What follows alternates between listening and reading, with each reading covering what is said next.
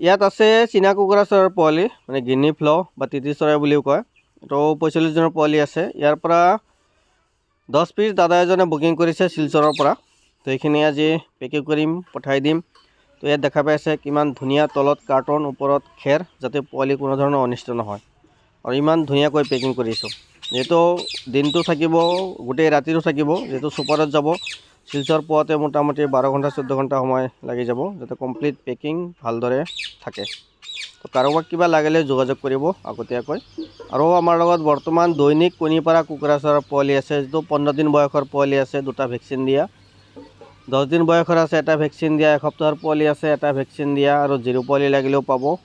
All Assam বা all north east delivery দিয়াৰ সুবিধা আছে। আৰু আমাৰ লগত বহুত কিবা কিবি আছে, এইখিনি আপোনালোকক দেখুৱাই আছোঁ। ভিডিঅ' স্কিপ নকৰিব, সম্পূৰ্ণ চাব।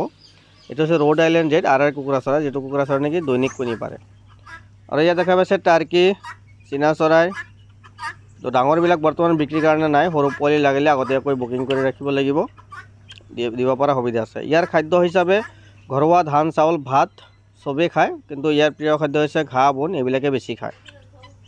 তো টাৰ্কি চৰাই দেখাত বহুত ভাল, মানে কিছুমানে মাংসৰ কাৰণে পালন কৰে, আৰু কিছুমানে দেখাত ফেশ্বনৰ কাৰণে ঘৰত ৰাখে। টাৰ্কি চৰাই, চীনা চৰাই কম পৰিমাণে যি লাগে 15 পৰা 20 দিন বা 1 মাহ আগতে বুকিং কৰি ৰাখিব, তেতিয়াহে আমাৰ দিব পৰা সুবিধা থাকে। ইমাৰ্জেঞ্চি খুজিলে আমাৰ দিব পৰা অসুবিধা হৈ যায়, মানে দিব নোৱাৰা হৈ যাওঁ। লগে লগে আমাৰ এডভান্সো নাথাকে, কেতিয়াবা নাথাকে, আৰু আগতীয়াকৈ বুকিং হৈ থাকে। আৰু আমাৰ লগত বহুত ধৰণৰ পাৰ চৰাই আছে, ফেঞ্চি পাৰ চৰাই আছে, সেইবিলাক আপোনালোকক দেখুৱাই আছোঁ। যিটো আমাৰ লগত 42টা প্ৰজাতিৰ পাৰ চৰাই আছে। ইয়াত গিনি ফ্ল, পিছৰখিনি আগৰখিনি আছে টাৰ্কি, আমেৰিকান ৰয়েল টাৰ্কি আছে, প্লাম টাৰ্কি আছে। এইবিলাক লাগিলে আগতীয়াকৈ যোগাযোগ কৰি ৰাখিব। অল নৰ্থ ইষ্ট ডেলিভাৰী দিয়াৰ সুবিধা আছে, কিন্তু কোৱান্টিটি অলপ বেছিকৈ ল'ব লাগিব। ইয়াত আছে শহাপহু লাগিলেও যোগাযোগ কৰিব পাৰে। ৰাজহাঁহ আছে আমাৰ লগত, ৰাজহাঁহ বা ৰাজহাঁহৰ পোৱালি এইবিলাকো পাব, লাগিলে আগতীয়াকৈ যোগাযোগ কৰি ৰাখিব লাগিব। যিহেতু ৰাজহাঁহৰ পোৱালিৰ দামটো অলপ বেছি, বহুতে কয় ৰাজহাঁহৰ পোৱালিৰ দামটো অলপ বেছি, কিয়? মানে ৰাজহাঁহে বছৰত এবাৰ কণী পাৰে, 6 পৰা 7টা পোৱালি জগায়, সেইকাৰণে ইয়াৰ দামটো অলপ বেছিকৈ হ'বই, যিহেতু 1 বছৰ পালন কৰিব লাগে।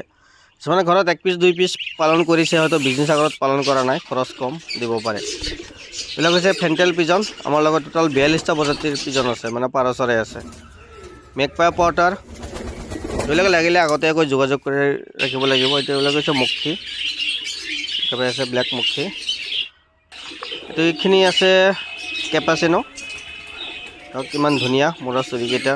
এইখিনি আছে নান, হোৱাইট ব্লেক নান মিক্স, এইবিলাক আহে কালাৰবিলাক। আৰু আছে চাৰ্টিন, ইয়াত চাৰ্টিন আছে।